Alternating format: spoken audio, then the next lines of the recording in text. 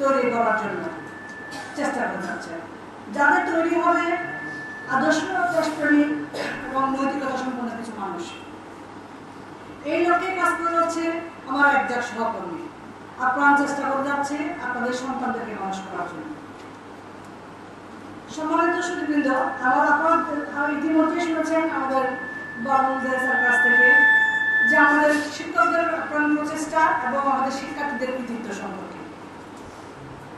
আমাদের শুধু একটাই রিকোয়েস্ট আপনাদের প্রতি থাকবে, স্কুলের কার্যক্রম আপনারা যখন জড়িত হয়ে যাবেন, যেদিন থেকে জড়িত হবেন সেদিন থেকে আমাদের শৃঙ্খলার সাথে আপনারা একমত থাকবেন।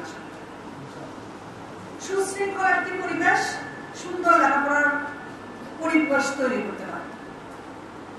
আমরা সবসময় আমাদের সন্তানদেরকে সুপথে পরিচালিত করতে সব যোগ্য নেতৃত্বে তৈরি করতেই প্রচেষ্টা চালিয়ে থাকি। সুতরাং শৃঙ্খলা সহ সব নির্দেশনার প্রতি সম্মান রেখে আপনারা আশা করছি আমাদের সাথে থাকবেন এবং সব আন্তরিকভাবে সহযোগিতা করবেন। এবং যে সমস্ত অনেক অভিভাবক আছেন যারা বিশেষ অনেকটা সন্তানদের জন্য তাদের এখানে আছে, তাদেরকে আমি আমার পক্ষ থেকে আবারও কৃতজ্ঞতা জানাচ্ছি, কারণ আপনারা দুদিন ধরে আমাদের সাথে ছিলেন বলেই আজকে আমরা এই অবস্থানে আসতে পেরেছি।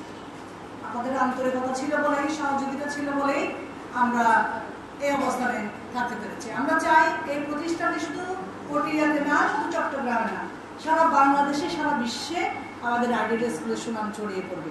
আপনারা জানেন ইতিমধ্যে আমাদের প্রাক্তন শিক্ষার্থীরা দেশ বিদেশে বিভিন্ন জায়গায় সরকারি বেসরকারি বিভিন্ন প্রতিষ্ঠানে সুনামের সাথে কাজ করে যাচ্ছে।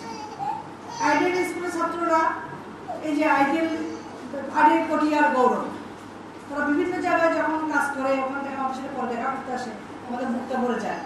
আমি আশা করবো আপনাদের সন্তানরাও আমাদের প্রতিষ্ঠানে থেকে ভালো মানুষ হয়ে গড়ে উঠবে, আমাদের প্রচেষ্টা থাকবে আপনারা।